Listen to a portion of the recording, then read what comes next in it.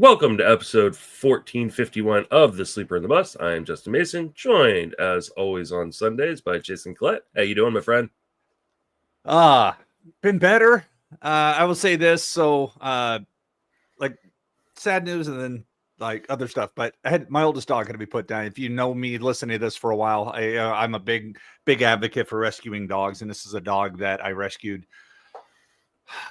Let's see, we had her 10 years. So 2015. And she was had some medical issues that went downhill really quick over the last couple of weeks. And so that was this past Monday. So not to say I want to keep rescuing dogs, but I may switch to fostering because as anybody who's ever had pets, you know, it never gets easier every time this happens. And this is the fourth rescued dog that we've that this has been the final outcome, and three of them were earlier than we expected with things. The last one, the third one she was 16 years old as a beagle, but both of the last two have been in this year. But the other piece of this is, Justin, I don't know how you figured out that Danielle was truly your soulmate. But like I had a reaffirmation this week that my wife was my soulmate because she dislocated her ankle and fractured it in two places on Sunday evening, coming to check on said dog. Took a slip on the last step. And as I'm watching the Commanders clinch up their win, I hear this loud thud and scream, and it came in and didn't like what I saw. Had to run to the ER and watch the evening games from the urgent care there. But yeah, my wife reaffirmed that she is indeed my soulmate because she gets hurt as acutely as I do. I guess it would be the word. So she has surgery tomorrow, and we have that going on. So I hope your life's been a little better than mine, because this past week has been a week I'd rather forget, but I'm not going to be able to forget it anytime soon. We're gonna have to get you guys matching, his and hers bubbles. Yes, right? yes. Like just something to keep you guys protected. Hopefully, she recovers soon, but obviously it's gonna take a little bit. If you have Jason's wife in a league, you are dropping her right now. You cannot you cannot roster Jason's wife rest of the season. She should be fine for spring training, but yeah, I think there's no value left in fantasy, at least. And if somebody did that whole Etsy witch thing that the Mariners are using on myself or my wife, screw you. But in all seriousness, wow, it's like, yeah, I went this week, and then the other meme I saw this week is like, oh, somebody created this whole meme on Instagram. It's like, oh, you look happier. It's like, yeah, I gave up on my baseball team, which I certainly have. The Rays aren't going to make the playoffs, and my chances of winning any of my fantasy leagues are dropping by the day. Although I'm still in the top 3 in a lot of them. It's just I'm the third place team, and I may get the second in a couple of them, but my shot at first, unless something magical happens here over the last 2 weeks, and Lord knows I'm trying, not going to happen. Yeah. I'm definitely got a few leagues where I'm chasing down championships, but it's going to be kind of a disappointing year for me overall. So, I think I'm going to have a hard time cashing in my my big money auction league, and a couple of my other leagues are hard. Tout War is going to be interesting because I was telling you before we started recording, my tout team is in third right now, but I'm within shouting distance of first, and between Brett Sayer and Frank Stamfel, one of us is going to take this down. Probably going to be Brett, as he has won a number of these. Could be Frank, though. He's won a number of these as well. So should be called Brett Wars. That guy, he definitely has won a few of them. Yeah, he comes in with a very smart, distinct strategy. And the hard part is if you try to do the same thing as him, and what he does is just extreme stars and scrubs.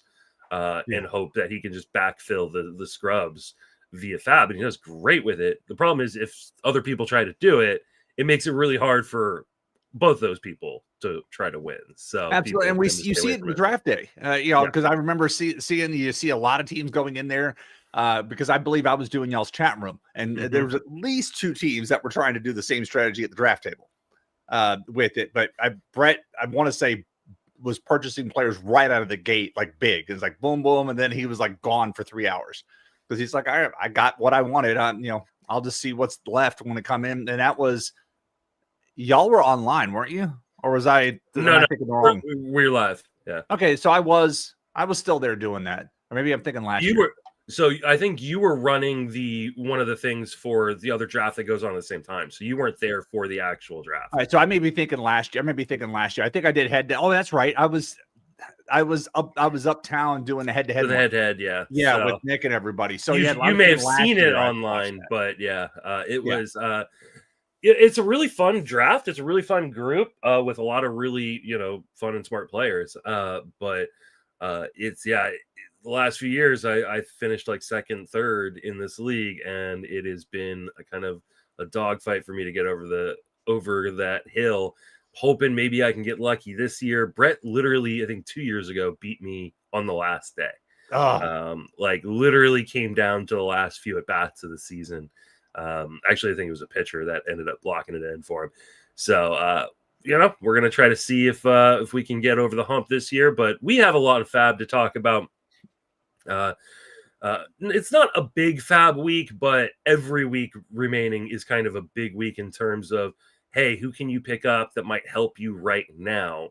And so let's start with Sal Stwerat, plays for the Reds. And, when you're looking to the wire, you might be looking for something big right now. Stewart had a massive AAA or minor league season, actually, because he played in multiple levels, AA and AAA this year. 20 home runs, 17 stolen bases, 309, 383, 524. 2 homers already since getting called up, only 28 plate appearances so far in the majors. Any interest in Sal Stwerat? So, when we recorded, the last time we recorded, I believe was Labor Day weekend. I forgot to mention, in XFL, we have a monthly FAAB draft.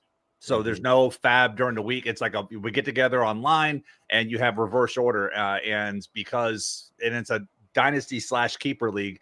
I'm in dead last there because you name it. And I lost it this year. Garrett Cole, McClanahan, like all of that just gone. And Jake Berger underperforming, whatnot. So I had the first pick. And before Sal Stwerat was going to call, I'm looking at Peyton Toll or Jonah Tong, because we talked about both those guys. And then I was like, oh, yeah, Sal Stwerat did not get drafted. Now, in XFL, we have a farm draft before the season starts, but then those players are not eligible until they get to the major leagues to be picked up. And so Sal Stwerat did not get drafted. Kind of surprising that he was still available, but I was able to get Sal Stwerat with the first pick because I had that in September. And then looking at the rest of the schedule, so once they come home, they're leaving Sacramento after today's game. Then they go to the Cardinals for 3. Then they have 4 hosting the Cubs, 3 hosting the Pirates, who you by then would assume that Skeens is probably shut down the last week of the season. They probably don't. I mean, he's got the Cy Young wrapped up. Would you agree? I would think they're gonna probably wrap up him and wrap up Bubba Chandler by then, right? And that's kind of where I'm. And then they got the Brewers, who we know are just like they already got the playoff spot, and they're done. Yeah. So it's like I'm right. Yeah, I'm rather intrigued by Sal Stwerat for the next couple of weeks because he's going to be out there every day, and the pitching matchups just got more attractive based off the teams they've got the final week of the season. Yeah, I think the real question was Stewart, because Stewart isn't a guy who has a carrying tool for fantasy necessarily. He does a lot of things pretty well, but nothing extremely well in that sense.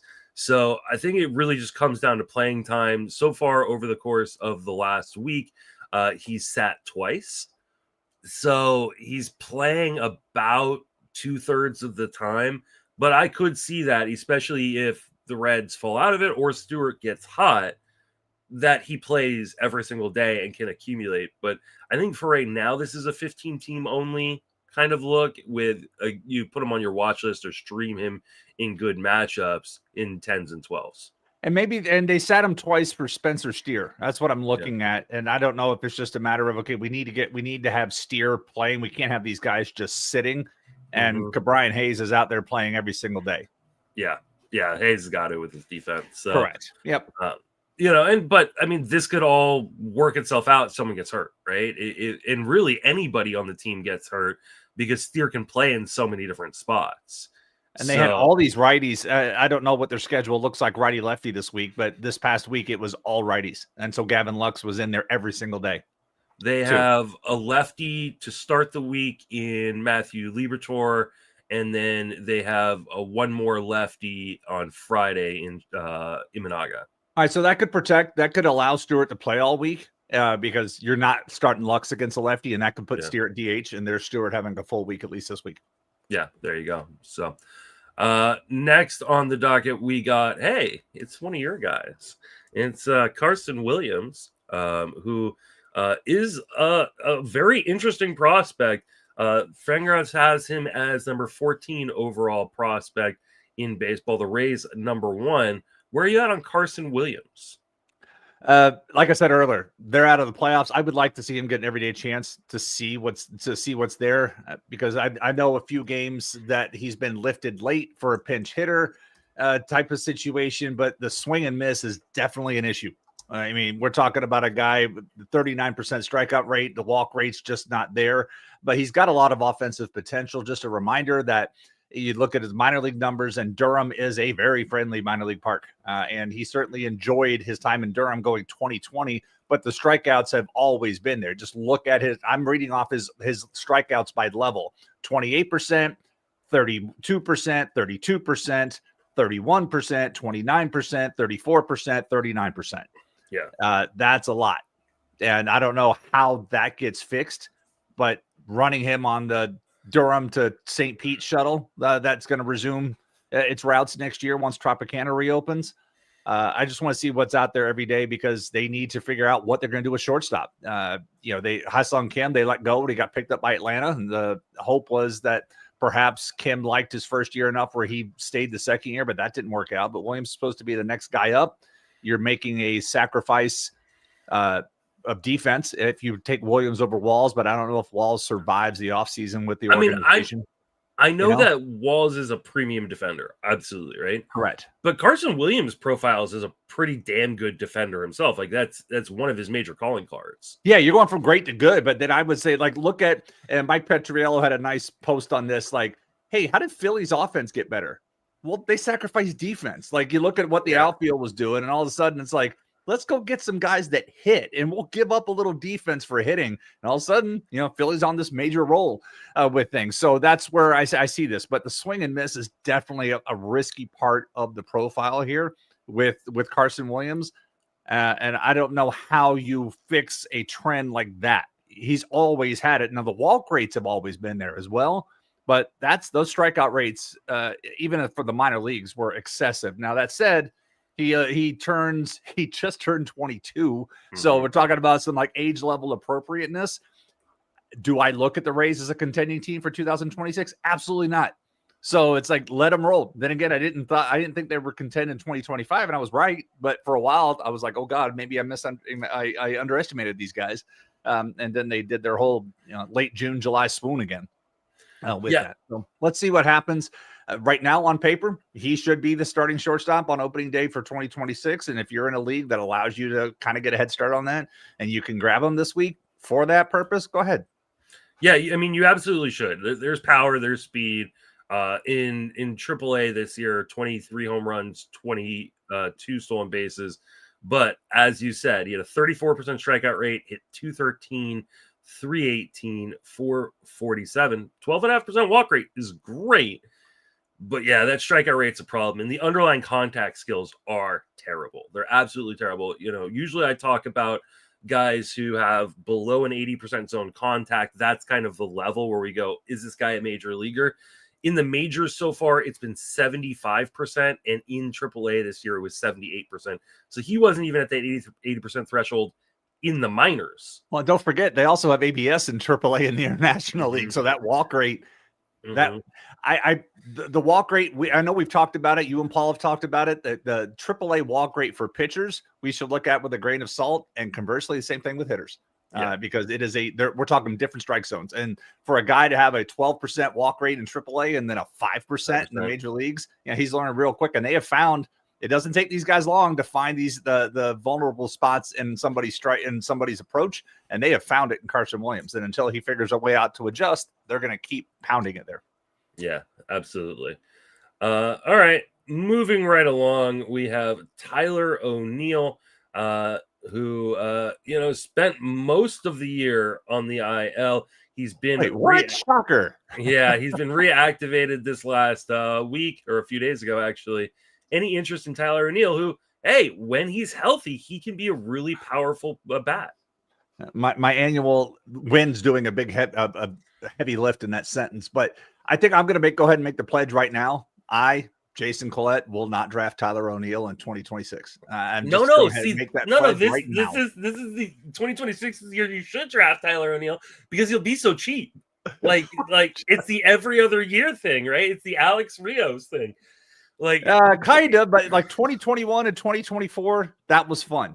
And then, but like his stolen bases have disappeared. But I would say some of that has to do with just being in Baltimore, more than anything else. So he's still contract wise. Does he have another year with Baltimore? Yeah, he does. He's got 2 more. This was his first year. So, oh Lordy, but he can opt out after the seson if he wants to. He's not he's not opting out of anything. He should not. I drafted him in a couple leagues. I have long since cut him. He's the typical toolbox. He has all the speed. He has all the power. He's missing the health skill. And ultimately that's what holds him back. I mean, schedule wise, he's got if you're looking at like a this week type of play, 3 games against the White Sox, 4 games at home against the Yankees. They wrap up the season hosting the Rays for 3, and then they go to the Yankees to close out the season. So it's all divisional play type of thing. But how familiar is he with the division since he hasn't been playing much this year? And part of the problem too is like the Yankees that he's going to be facing: Max Fried, Will Warren, Carlos Rodon, Cam Schittler. Like, do you? And they're playing for something. So that's no. Yeah, I don't think I'm picking him up for this week. If you're power needy, I can totally understand taking a gamble, but this is not the week for it, right? This is pick up and stash in your deeper leagues. But there's going to be some real money thrown at Tyler O'Neill in like the NFBC world this week because he's finally healthy, and this is definitely not a good week to be starting him. All right, let's move on. Michael Helman has been really, really good and kind of came out of nowhere. Any interest in him? I love this kind of story. A guy that's 29 years old. I was just up Friday night. I stopped by my favorite watering hole and I was talking to the big baseball bartender, Zach. We got talking and he's like, where did this Michael Helman guy come from? I'm like, I don't know, but I love these type of stories where like this older guy just kind of pops up and shows up and does some things. Like, I mean, yeah, he got some playing time last year in Minnesota briefly, like this literally as I'm drinking a cup of coffee for those watching on video. But this year, 15 runs driven in, 15 scored, 19 driven in, and 5 home runs and 70 plate appearances. He's getting the playing time. So yeah, absolutely. I'd rather have him over O'Neill. Absolutely. I can't say I would still Sal Stwerat. I'd say that's more of a push type of situation, but I would absolutely rather have Helman over Williams and O'Neill if I'm looking at the rest of this season. Yeah, I mean, especially with the Rangers dealing with the injuries that they're dealing with right now, and still contending. Yeah, and somehow they're kind of sticking in this. It's their pitching, man. 2 games back. Well, their offense has actually been, I want to say, 5th best in OPS over the last month. Yeah, well, it's been. I mean, I know we made a lot of jokes when they cut the other guy and they brought in Brett Boone, but they have definitely been a different team offensively since making that change.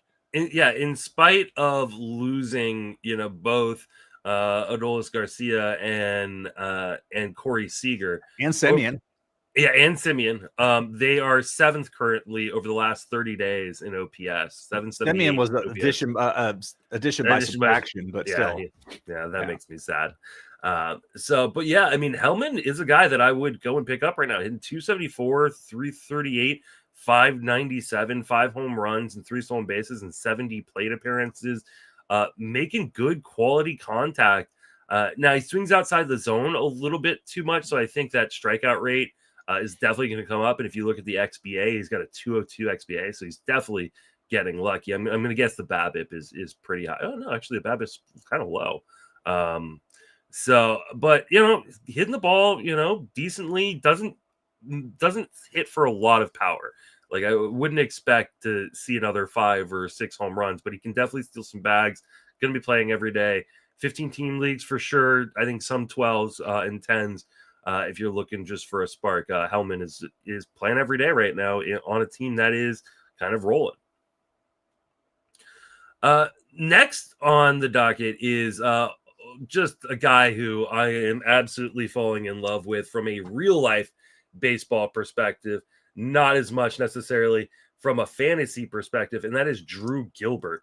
And Gilbert was part of the trade deadline moves for the Giants. I'm pretty sure that was the Tyler Rogers deal that sent Tyler Rogers to the Mets. Drew Gilbert and Jose Budo came back in that deal. And Gilbert has just been an absolute spark plug of a player. Like, he's actually insane. There's a 5-minute YouTube video of him mic'd up on by the Giants. You can go find on YouTube or TikTok, and I absolutely, you should go watch it. Like, by him chewing on his uniform, that one? Oh no, it's just him going around and trying to hug all his teammates, and then Dom Smith yelling at him for not accepting trades in fantasy football. I love that. It's pretty hilarious. He's just kind of a character, just a crazy kid, but he's also getting more playing time. He's playing regularly in San Francisco, hitting just 224 right now, but 3 home runs and a stolen base in 71 plate appearances. The Giants love this kid. What are your thoughts on Drew Gilbert? Yeah, I know why Justin loves him. 91% in zone contact. Right. That's why Justin. I'm looking at him like, why? Besides the Giant, that's interesting. The spark plug, the energy, all that stuff. Like this kind of guy, I see more real baseball value than fantasy value. I just know, like you mentioned earlier with Stewart, like, is there a carrying skill here? The carrying skill for Gilbert is that he can get on base, and that's kind of it. That's like I'm more interested in a deeper OBP league than I would be in a standard mixed league type of situation. So if you're in that kind of format, that's interesting, but he's got to get on base to stay in the lineup because there's kind of nothing else there. Yeah, I love the fact that he won't make trades in fantasy football because I got some stupid trade offer. I was like, I'm not even going to reply to this one. Sorry, but yeah, if folks don't know, fantasy baseball, football is a serious business in locker rooms. Yeah, serious. Like I remember one time, 2013 or so, going into the Tampa Bay Rays locker, and they literally the players are you guys got 10 minutes. We have a draft in 15. This is still when Andrew Friedman. So maybe it was earlier. Friedman was still with the club because I asked who won the league. They go Friedman the last 2 years, and we want to take him down. So it's a serious business in locker rooms. Yeah, Gilbert is an accumulator. He is going to be a guy who he does not have prodigious power. He's got some. He does not have a ton of speed. He's got some. He's got a decent hit tool, but it's not an elite hit tool by any stretch of the imagination. So in order for him to have value in fantasy, he needs to play every day. And right now, I think he's going to be on the strong side of platoon. And that kind of limits his value a little bit. Now, the Giants do have a 7-game week this week, and they are facing only 2 lefties. So he'll have an opportunity to get 5 games, but he's someone you're going to have to kind of curate for his stats rest of the way, because if they're facing a bunch of lefties in a shorter week, he's not going to play very much. So I think this is a good week to stream Drew Gilbert because, like I said, the Giants love him. They're giving him opportunities. He's, faring fairly well. And so I think he's going to play against righties virtually every day. But you have to, really be on top of it. If you're one of those people that just sets their lineup at the beginning of the week and they don't really think about it after that, he's probably not for you. Yep. Next is Blaine Crim. Is it Blake? No, I think it's Bryce, Blaine. Right? Or Blaine. There you go. See, we're getting to the point of the year where you're going to start seeing names and you're going to wonder, hey, is this one of those generated players in a video game? And Blaine Crim clearly is one of those guys. However, he plays for a team in the Rockies that are going to give him a lot of playing time. And there are some interesting stats for him in the minor leagues this year between Texas and Colorado. 21 home runs, 281 batting average. Any interest in Blaine Crim? I'm just super disappointed he's not Chuck Crim's son. Yeah. For old Milwaukee fans, I'm over here looking. I'm like looking. Nope. There's no note about him being Chuck Crim's son. As you know, Immaculate Grid is one of those things I play every morning. It's like, oh, cool, I can use Chuck Crim type of situation. But if this, this would be a 1 week only play. The Rockies are at home this week against the Marlins and against the Angels. That's it. This is a 1 week play. If you're in a deeper league and want to try to catch lightning in a bottle, this is it. Cut them on Sunday because next week it's at Seattle and at San Francisco. They're both 6-game weeks anyhow with the situation. But 1 week, if you're hurting, if you've lost this guy or that guy and have a spot, want to try it, sure. Because it's a home week and those matchups aren't the best. Those are favorable pitching matchups, not I'm not running away from any of that. Yeah, Warming Burnable is on the IL with a concussion. And so they picked up Crim off of waivers from the Rangers. Crim has some pop in his bat.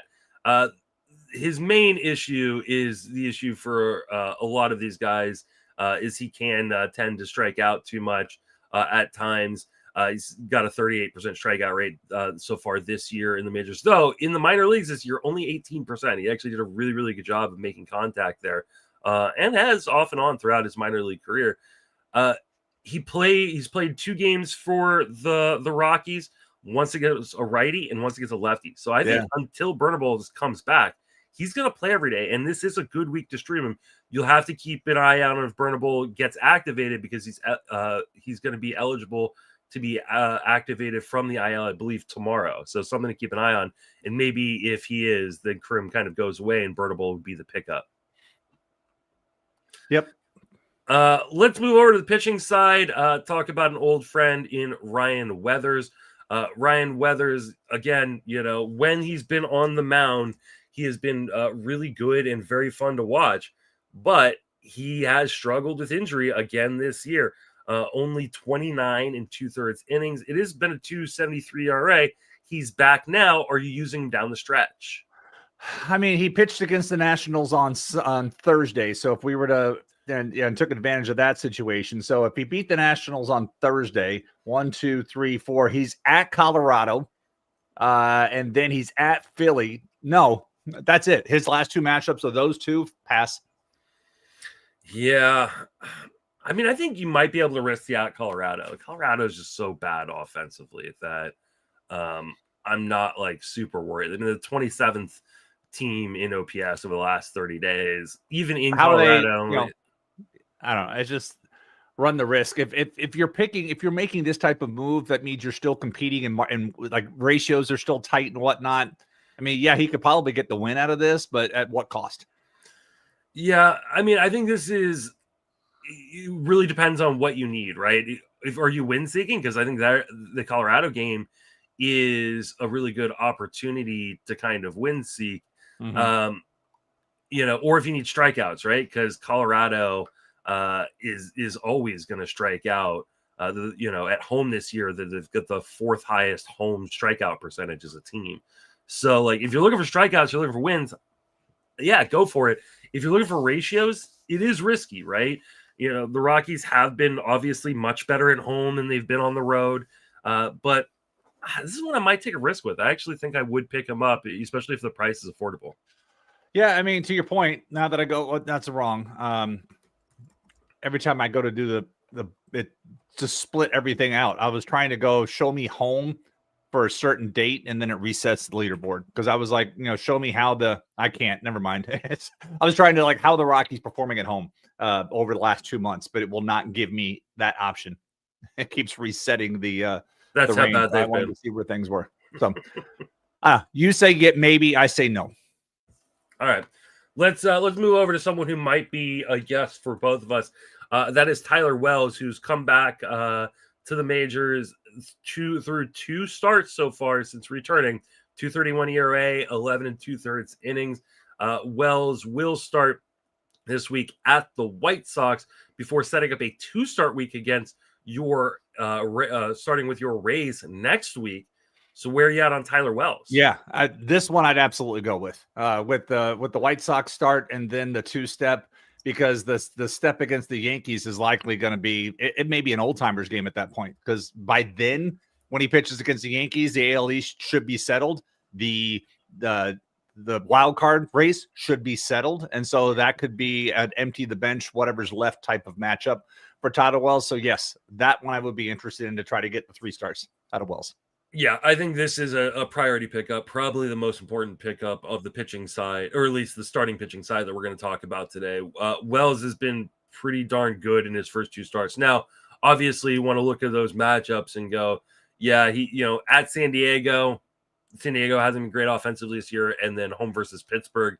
So obviously dominate. But when you've got those matchups, you need to dominate them, right? You need to pitch well, and he's doing that. And the matchups rest of the way are actually pretty good for him. So I think Wells should be the top pitching pickup this week for people in most leagues. I kind of fumbled my words there and said pitching prospect. And maybe I was just thinking about the next guy on the list, and that's Brandon Sproat, who's made his debut recently. Really, really good stuff. But also a guy who can struggle with command and control. Where are you at on Brandon Sproat? Yeah, also a guy that pitches for the Mets who can't seem to win a game these days. The numbers have been great, but I'm at a loss for words because I can't understand how poorly the Mets are playing and how this is absolute collapse. Your Giants, I believe, are tied with the Mets now in the wild card, or if not, a game ahead of them. Yeah, we are tied with them right now. Okay, I believe. And that's mind blowing because a month ago you were like Giants nowhere, whatever. Or actually, we're half a game back because we lost. There you go. Night, yeah. So yeah, that's right. You lost last night. So there you go. That's kind of where things are. But the Mets utter collapse, getting swept by the Phillies and the Rangers. This should be an easy one. But we saw we were singing the praises of Jonah Tong, and that has not gone well. We don't those promotions don't always translate to success. As well as Tong was pitching in the minors, that has not gone well. But Sprout has pitched well. Sprout. I'm going to go with Sproat. Sproat, yeah. That's where I want to say yes, I really do. But the Mets are in an absolute free fall. And it's just, I'd rather have Tyler Wells because I'm going to get 3 starts. And those are better matchups. So give me Wells over Sproat. Yeah, Sproat just had a really good matchup versus the Rangers, went 6 scoreless, struck out 3 without walking a batter. The problem has been the control and the command in the minor leagues. In the minors this year, he had a 10.5% walk rate. He is a guy who's got pretty good stuff, though the strikeout rate wouldn't show you that from this year. His strikeout rate was just 22% in AAA. But it is a riskier profile, I think, especially for a young guy. We don't know how the Mets are going to handle him down the stretch. Obviously, they need arms right now because that's really what's been killing them. I would pick him up, but I think there is risk. And he's one of these guys in head-to-head leagues where he could potentially lose you the week in your playoffs, which is kind of scary. So if you're in a head-to-head format, might be something I avoid. It is a good matchup, though. He's home versus Washington. Yeah. So. That definitely is a matchup. It runs the risk. Like I said, I'd rather have Wells for the volume than Sproat for the potential. Yeah, and then let's see. So he is home versus Washington. Sproat is home versus Washington this week on Saturday. And that means he will line up. I'm just doing the quick math in my head. 1, 2, 3, 4, 5 at Miami next week. That's 2 pretty good starts. So I think I'm rolling with this in a lot of formats. All right. Let's talk about a stash play. Cole Ragans working his way back. Do you think he's going to come back and be able to pitch meaningful innings down the stretch to make any sort of move in fantasy? You had me until you said meaningful. I think he will come back and pitch this season. Meaningful, no. It's just you want to see. Obviously, you want to see where the stuff. And they can. I know he's had the rehab assignment in Omaha up the interstate, but let's see. Get him back on a major league mound. Get him back on a major league gun. Get him back in this and see where things sit, so you can feel better going into the offseason type of situation. So if you ask me to put the over under on the remaining innings of the season, I will say 6. Yeah, I think that, especially with the Royals just being out of it, like, I just don't know that they're going to push him, right? I think they want to see him back on the mound, give him an opportunity to pitch in the majors this year. But I wanted to mention him because I know people are going to be stashing him. This is not the time to be stashing guys. This is the time to be just turning over your roster left and right, dropping, guys you would never have dropped, picking up guys you never picked up, just because the matchups are good and the playing time is there. I just don't know that Ragans is going to have enough juice left in the tank for fantasy as far as this year. I want to see him back on the mound for next year because guys who finish on the mound, I feel a lot more comfortable about drafting them the following year. But as far as 2025, I don't know that Ragans is. So let's put this. So to that last point about finishing the year on the mound, going into 2026, Cole Ragans or Shane McClanahan? Ragans. Same. Like that's not even close. Same. But it's just like one guy is like, well, let's say Ragans doesn't come back and gets on. Let's say they shut him down and they don't bring him out. You're still where you're at.